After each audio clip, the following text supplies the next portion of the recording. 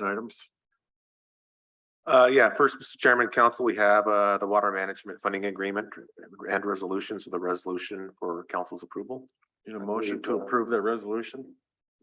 Motion by Martin.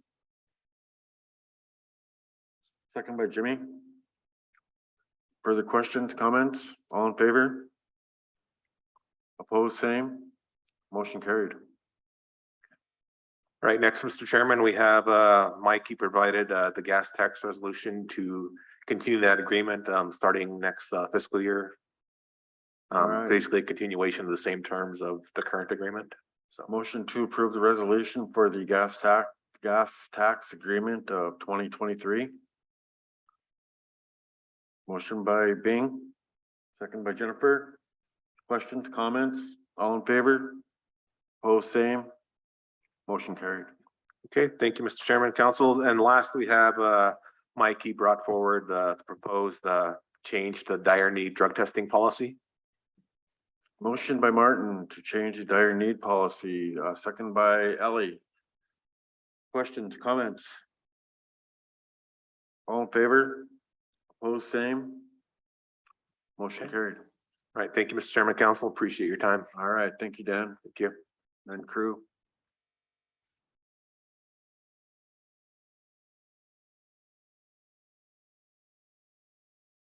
Hey. Jennifer. I have Greg Spar on, but I'm gonna have him on at 1 o'clock. He needs a resolution that needs to be approved. I just emailed the resolution that he's requesting. Is that the only item that's left on the agenda? No, you guys have May Lynn at 1 o'clock. And then you guys have a meeting with Rick at the end of the day.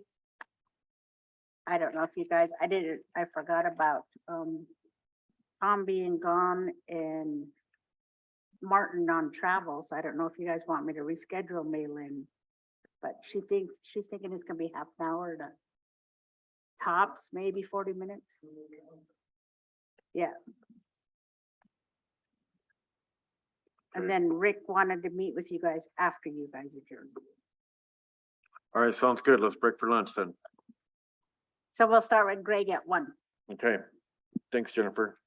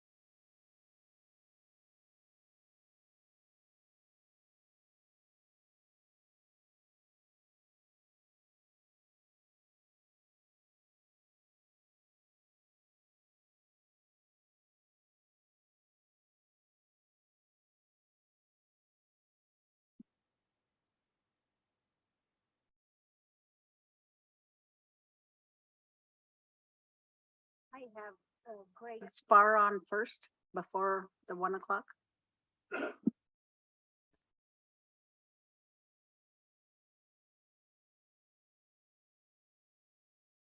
Mr. Spar.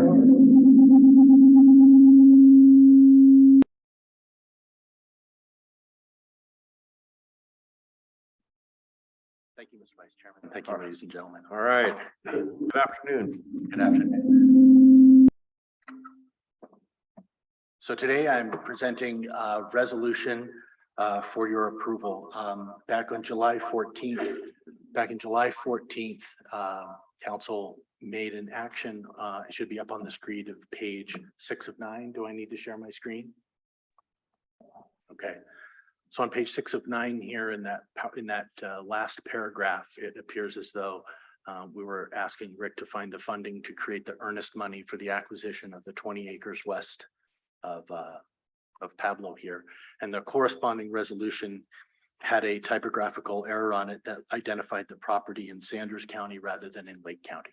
And so what I'm presenting here is the corresponding resolution that goes with these July 14 meeting minutes in order to move forward with that act, with the earnest money wire. An amended corrected resolution. It is corrected.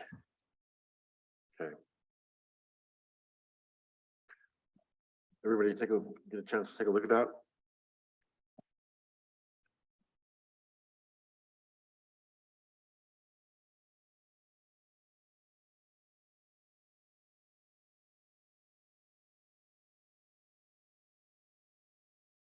All right, is there a motion?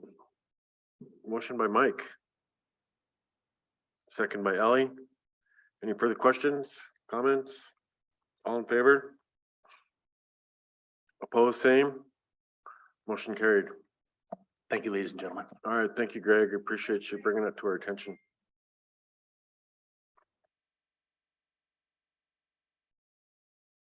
Okay, next up. Mr. Taylor and Maylin, good afternoon.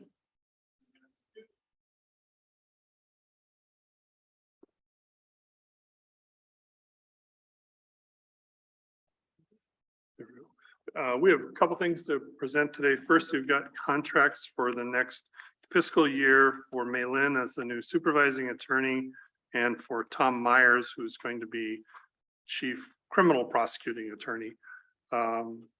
There is funding. It fits within our budget for our next approved budget for the next fiscal year. So these contracts are here for your consideration. I have the amended contracts. Did you want those up? I think the only thing different is we didn't have, we had the wrong secretary. We had an old form, but there's no other changes in. Doesn't matter, whatever works.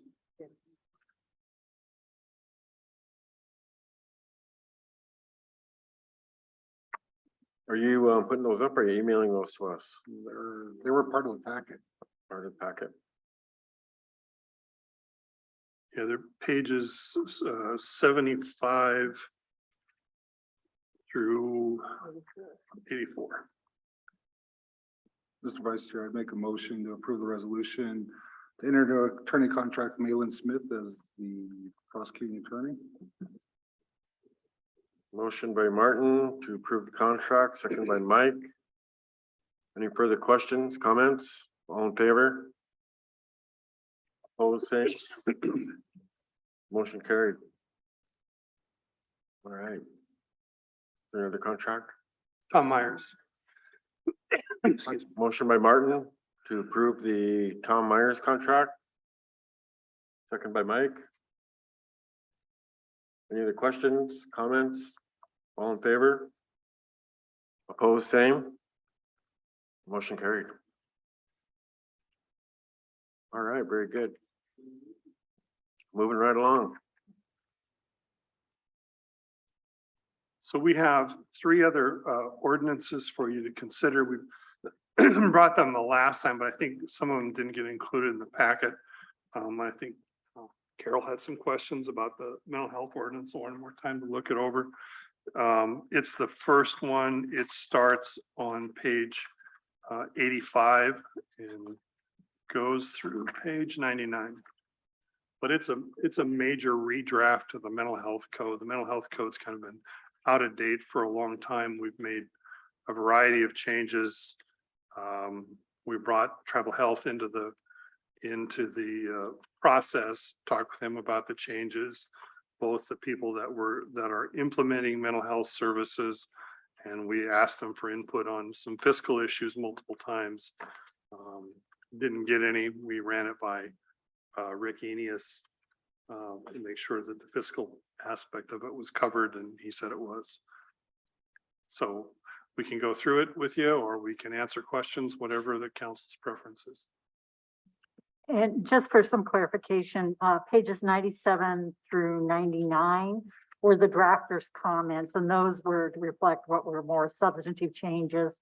A lot of more cleanup changes we did just to make the code read better, but this reflects the substantive changes and basically sort of tells you why we are proposing what we're proposing. Yeah, they're not part of the ordinance, They're but not it's part just of it. an explanation for the council as to why we made the changes.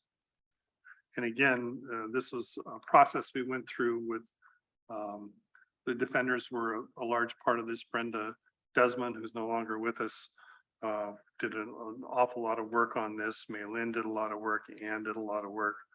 The group itself did a lot of work. Legal was part of the process.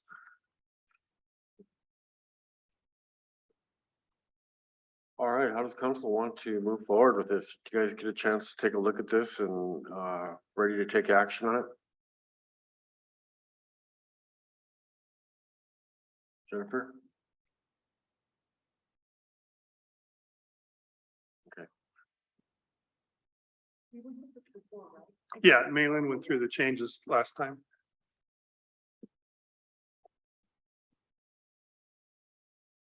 Okay.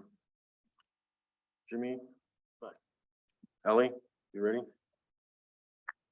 Bing?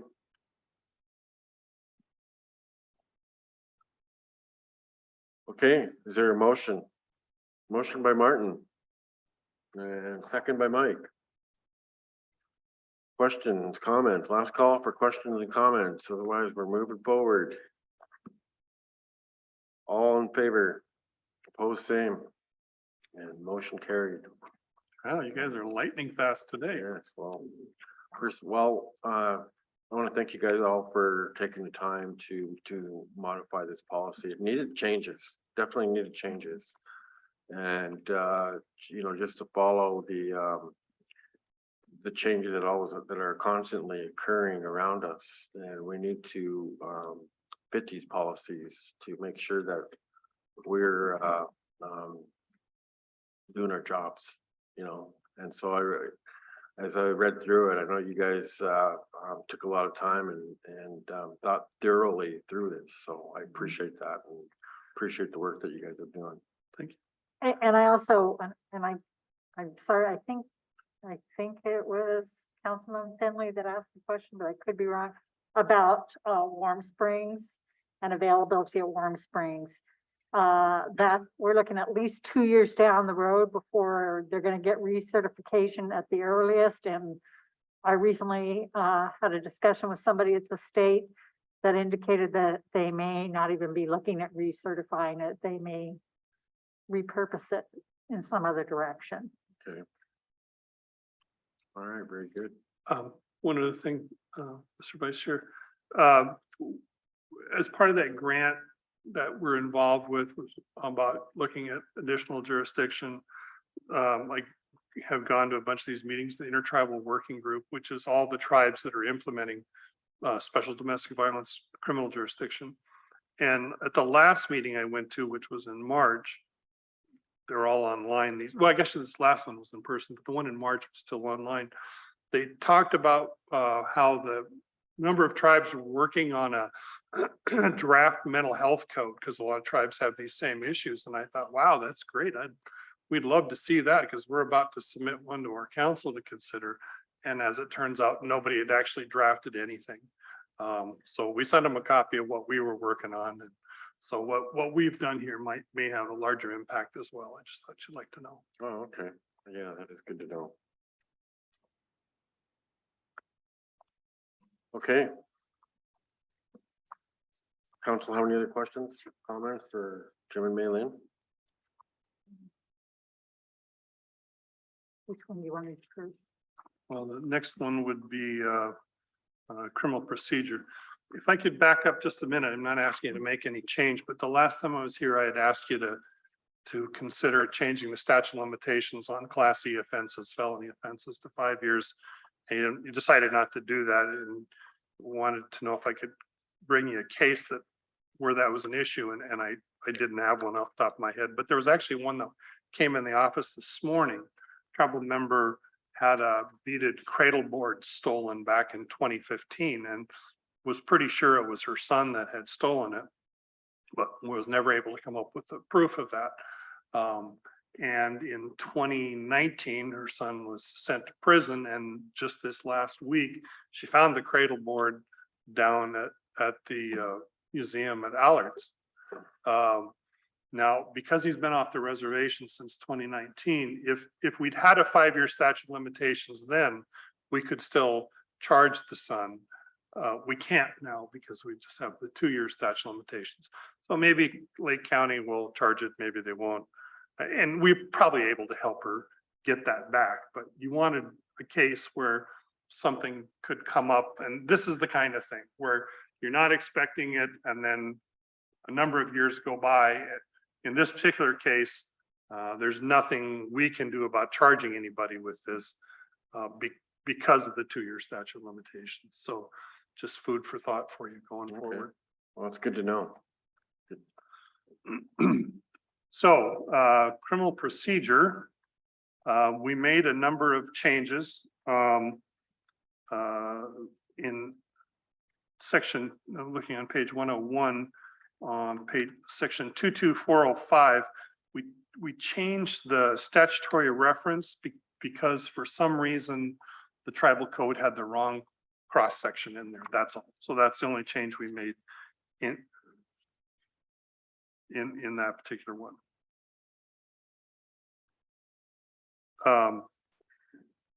In section 22604, again, we're asking the council to make some changes to specifically authorize pretrial supervision.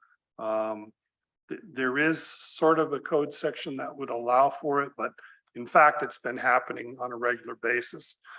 Usually pretrial supervision is used where somebody has like an aggravated DUI, or they have multiple DUIs, or there's a significant concern about drug or alcohol use. When the CTAS grant, if it ever gets implemented, tribal probation is going to have way more ability to do more monitoring. They're going to be able to do drug patches on people, which will be a huge help. They'll be able to do enhanced alcohol monitoring, not just having people come in, but they'll have access to take-home units where people can test regularly. And that'll be a big help. That'll help keep the numbers down in the jail itself when they're awaiting trial. So the only change in 22604 is to specifically allow for pretrial supervision while on release.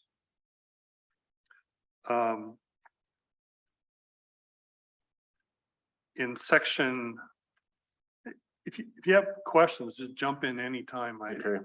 I'll just keep rolling otherwise. In section 22810, we changed the language in 1A small v to specifically allow that when we divert a case out of the criminal justice system, that we can actually put somebody on probation. Previously, probation wouldn't accept somebody on pretrial diversion because the statute didn't allow for it.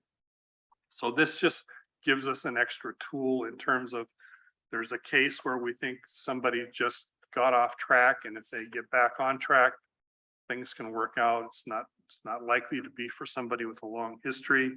But even people with a long history, they may come to a point in their lives where they're able to make a change. I think everybody's seen that can happen, although it doesn't happen every day.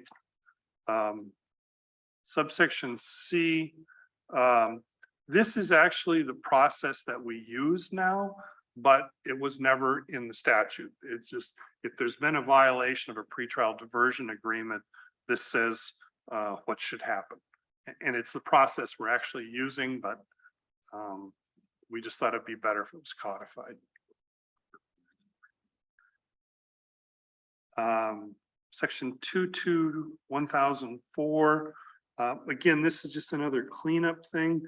Tribes have always adopted the federal rules of evidence, but it just said we adopt the federal rules of evidence, and they're changed regularly. So the question is, do we have the federal rules of evidence as they existed in 1994 when the code was adopted, or the current ones? And we thought it was be a lot clearer to just say any amendments to the federal rules of evidence would amend the code unless the council decides for some reason not to adopt a particular amendment.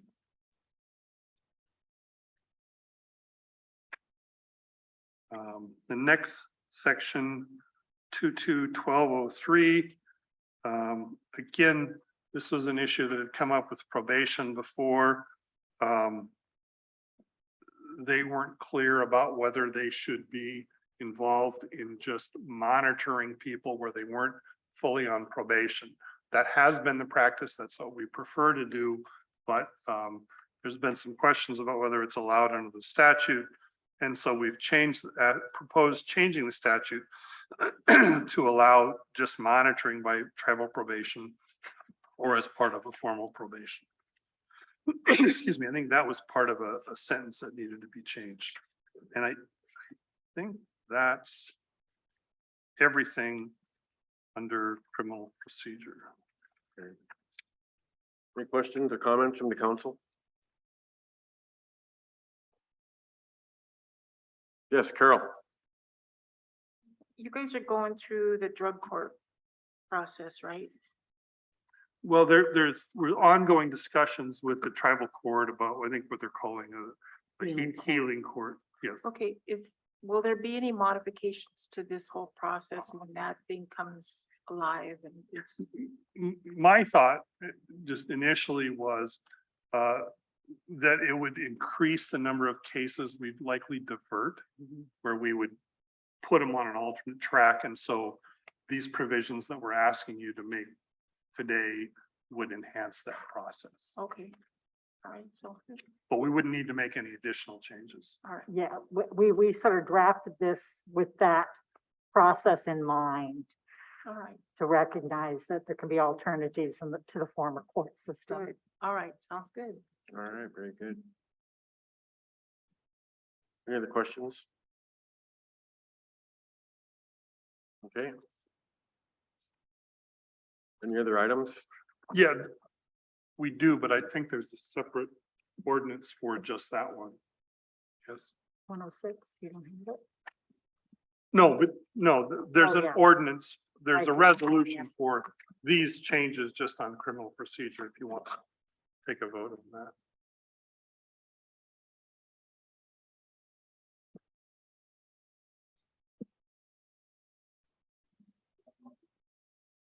Pardon? It's the 103A, right? Yeah, Okay, I'll make the motion to approve the resolution to amend tribal ordinance 103A.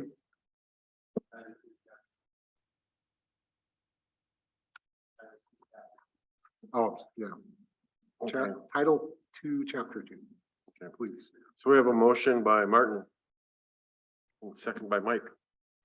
Any further comments, questions? All in favor? Opposed, same. Motion carried. So the last series of changes we're asking you to adopt begin on page 106. And these are all ones that we developed in conjunction with probation. So these are changes either we wanted and they agreed to, or they wanted and we agreed to. And by we, I mean all of us in the group. All the things that we've brought to you, except for the thing about statute of limitations, have been a consensus pick by the group. And again, that's a process we went through 20 some years ago when I was here the last time. And I think it works well because you kind of you're the policymakers, but you want the people that work with us every day to come together and kind of hash out particulars and only bring you the things that really can't be sorted out amongst the group. So anyway, probation, there's a number of changes. In 23105 on page 106. Again, this allows probation as part of the duties of the department to supervise a probationer or a defendant referred to as part of either pretrial supervision or pretrial diversion, which are two different things. Okay. In 23106, 1C, same thing, again, allows them to arrest someone for a violation of pretrial supervision. It also, and this was just a subsection C is something that Ken wanted, was for the department to be able to adopt policies concerning retention and destruction of files that are no longer active, or other internal policies for the department. Everybody wonders how long they need to keep files for anymore.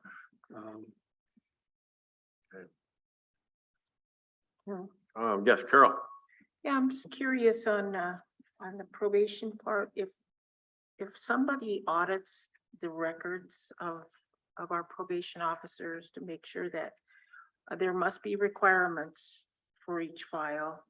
And if those requirements are met, I mean, like, it seems like you have to go out and check to see if somebody is, maybe you need to drug test them more periodically. And if the files are complete, and making sure that the officers are following through on what they need to do to get people on a good path. There isn't, to my knowledge, any auditing.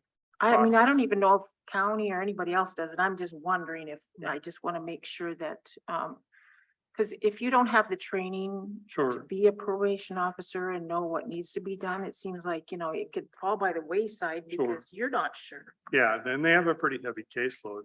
I mean, state agencies, there's a legislative auditor's office where they go around and periodically audit every department to say, here's the things you're supposed to be doing. We'll just come in and randomly check and see if you are doing them. And then they report to that agency and to the governor's office the results of that test. And then there's a whole process to come into compliance if you're not in compliance.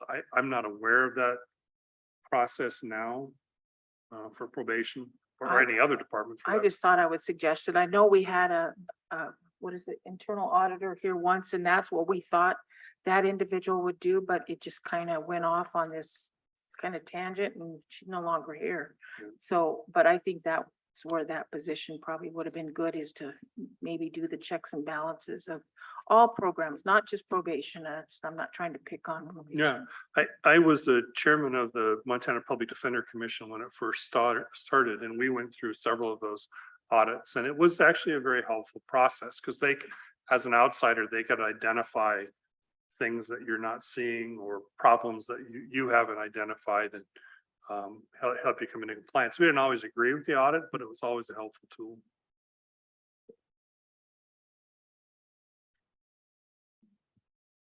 So in the next section, 22102, in the definitional section, let's see the changes on page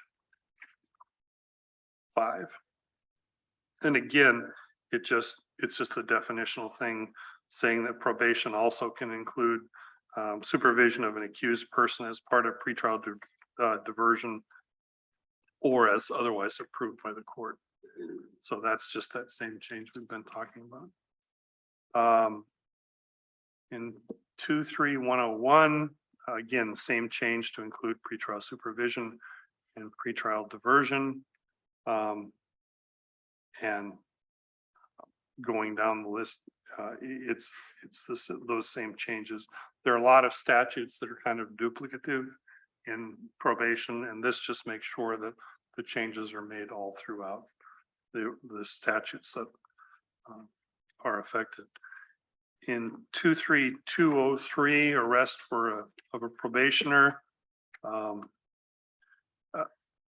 Again, this reflects current process. Current process is not, the statute says that the probation officer is to file the petition for revocation. That isn't what happens. They do a report, they send it to us, and we file the petition. So we're just changing the statute to match current practice. And I think it works better to have the prosecutor's office review them and make sure there's a violation and make sure it makes sense to file the petition. It also, this was a point of contention. Under the current statute, if you're arrested for violating probation, you're held without bail until the hearing. The hearing's fairly expedited process, but you're held without bail until the hearing. Defenders wanted this change and probation agreed to it, which is that probationer would be held without bail until the court determines probable cause. And then at that point, court could decide whether to grant bail or whether to release the defendant. So that's a change from current process. Okay. Yes, Mike. Thank you, Mr. Chair. Jim, it says there's that held without bail until the court determines whether there's probable cause for the violation, Yes, not probable cause for the arrest. the arrest is based on the violation. Well, it is, I understand that. So I would have probably said of the violation rather than for the violation. But maybe doesn't matter. you're the counsel. If you want it of instead of for, we can do it, but either way, I think it has the same effect.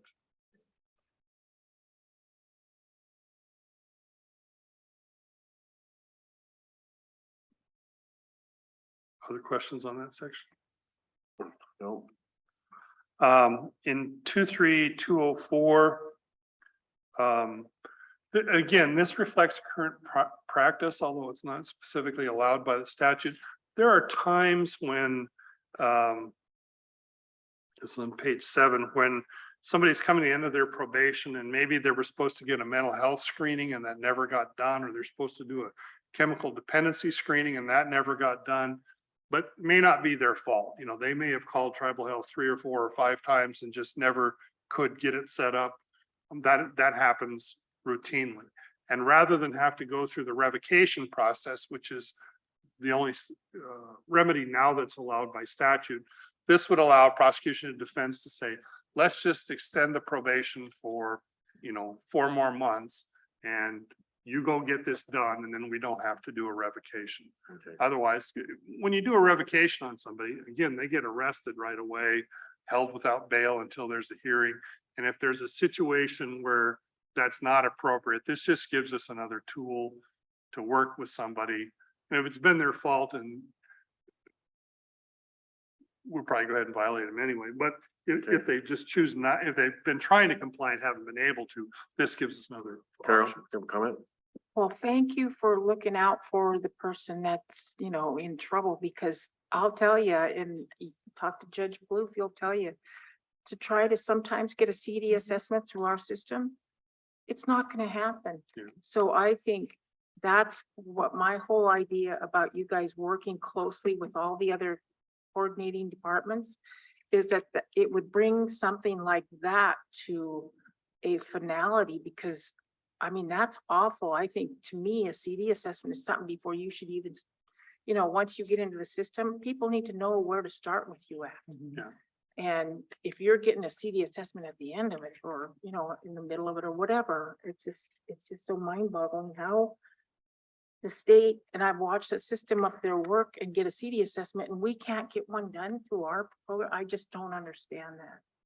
And I have been fighting till hell freezes over to try to get that changed. And I don't know if it's changed to this point. Until I hear it again from somebody, I'll probably still be barking about it, but it's just maddening. Sorry, I don't mean to. It, go it on. remains an issue. It absolutely does. So, in some respects, we're very fortunate that we have the Defender's Office who has some capacity anyway to do the assessments, including the integrated assessment, and they're the only ones that can do both the CD mental health assessment to get the ball rolling, because we are still having a difficult time getting stuff set up through tribal health for that. Mr. Chairman, I think we as a council need to get that corrected, and I've talked to Patricia. And I think we all have. I mean, you heard Judge when he said, yeah, I agree with Carol, you know, that thing is an issue. I've ordered them and they just don't get done. Well, I mean, this is going on 20 years. I don't know what to do. I've talked to Patricia about it and I thought it would get resolved. And we're still at this first step. It's, I don't know. Yeah, Thank just you. get a CD assessment, correct? Yeah, CD assessment just kind of tells you where they're at Yeah. in the whole scheme of things, so you know what your treatment steps will be. Where to start? yeah. So in addition to the CD assessment, we have so many that are co-occurring. In fact, almost everybody's a co-occurring issue. And right now, the only ones that are doing the integrated assessments are the person that has 10 hours a week in Ann's office, in the Defender's office, that can do the integrated assessments. And that's really the assessment that I find the most helpful, because it's going to tell me what their mental health needs are, as well as identifying if they have CD issues that we need to further explore. And those are just really, nobody at Tribal Health is doing those right now. We're It's just finding a somebody lot of in those cases where we have these folks that are going through and this is the court requirement for whatever reason are unable to get it. And then as soon as they come back to court, the judge just says, you know, you didn't comply. We're going to revoke you and start all over again. Are we finding a lot of that? Is that one of the reasons why this was changed, or why we needed to change it? There are situations, I mean, we got plenty to do. We're not out revoking people Yeah, if they've been trying to exactly. comply, and if they can document that, we work with them. There's no margin in us just locking people up. It's people that deliberately don't get it done or just ignore it. If they've been trying, we work with them. But this enhances our ability to do that. Okay. I just remind the council. Jennifer had a comment. I'm sorry. Thank you, Vice Chairman. I just had a question. So you said that you find that the integrated assessments are the most useful and tribal health doesn't do them. Do you know why they don't do them? I don't know for sure. They take some different training than just doing a mental health or a CD, which is how Tribal Health currently is set up to do assessments. So like I said, Ann has somebody that works in her office. She's got 10 hours a week that she can provide assessments through Ann's office. And those are the ones I find the most helpful, because it gives me the broader picture of what an individual's needs are. And it's not just focusing on one and then they have to go do another assessment. They can integrate it, so it's just one assessment. So I don't know why Tribal Health is not exploring ways of implementing those kind of assessments, but right now they're not. Yes, Carol. At one point when we were sitting out here, I remember the reason is to save money. We're saving money on the backs of our people that are suffering from illness and addiction. You know, that's not the reason to save money. I mean, we get this money to help our people. And I know after the individual from Tribal Health said that, I know she was taken to the back room with her boss and said, you know, that's not a very good response, saving money. I mean, and I was livid about it. I just couldn't believe that we've lost a lot of people from this. And, you know, a lot of it's self-inflicted, but still, I think if we can get him the help to get him out of these situations, there's hope. And I don't want to go on and on, No, but you're absolutely right, Carol. yeah. Yes, Jennifer. Well, thank you for letting us know that because we can, I'll make sure to bring that up the next time we have a meeting with tribal health and behavioral health, next time they come in to ask them to do those assessments That would be and great. why they aren't.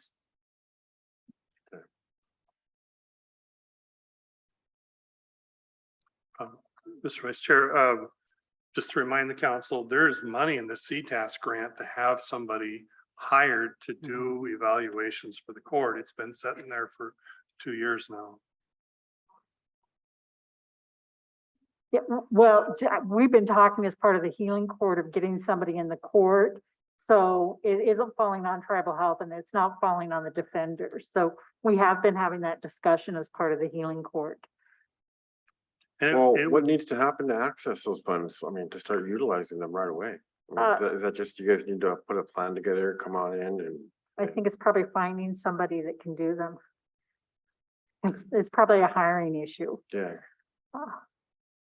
But I also think that when the grant was put together, there wasn't like one person, like paid person in charge of it. And I think that was a mistake. Because everybody works on stuff when they have time, but you know what everybody's schedule is like, you have time when you have time. And it really needs to have somebody dedicated to implementing the vision of that grant. It's a huge grant. And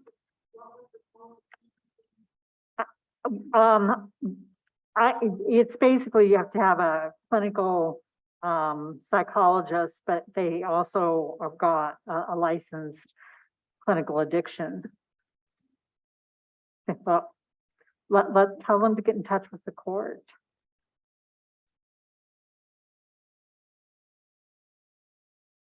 Okay.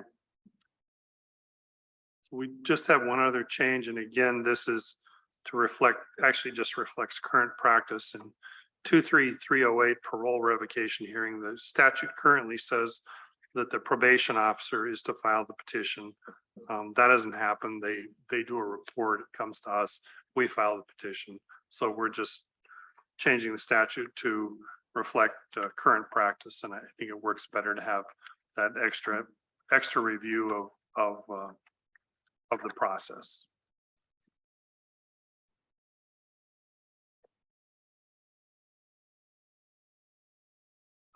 Just kind of wrapping up.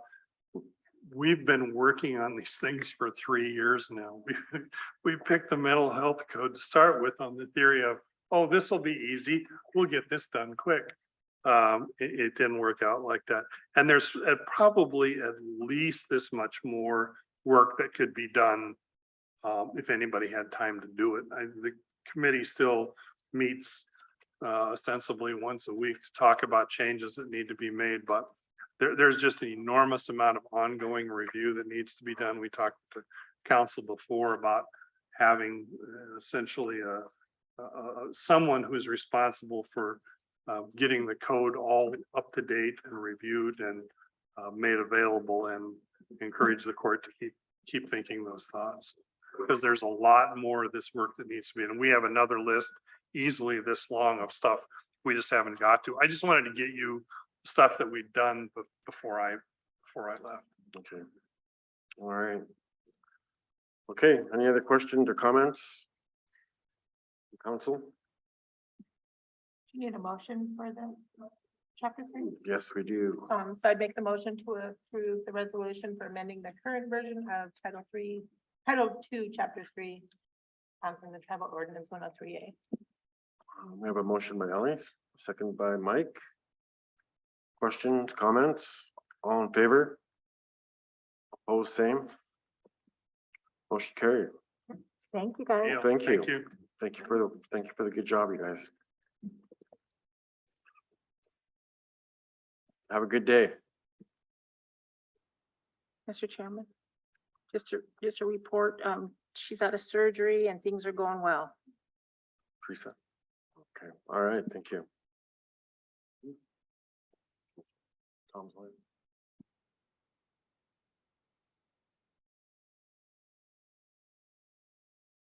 I need to reschedule Rick for Thursday afternoon. Okay, So you guys are done unless you guys have any other issues. weren't we going to an economic development thing? Oh, okay. Tuesday, I thought, okay.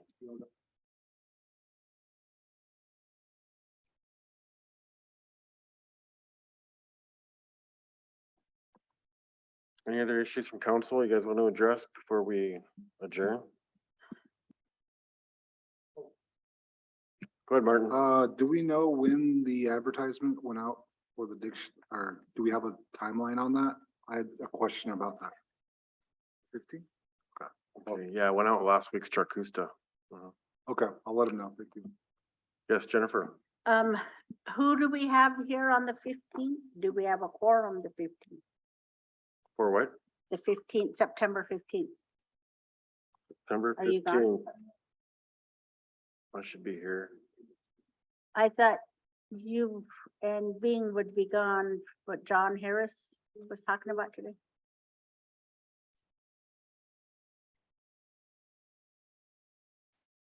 Or will it just be Bing? Probably be just being. If I just can stay Bing back goes, to make we sure should that have we. a quorum. Yeah. If you go, we will probably don't have a quorum. Okay, yeah, I'll stick around.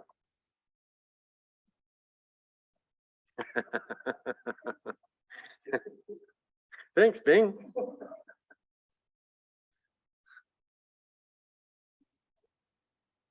Okay. I'll get you the agenda. It's a 3-day thing. Most of it's all field trips. Lewiston, Montana, middle of nowhere. No cell reception out there.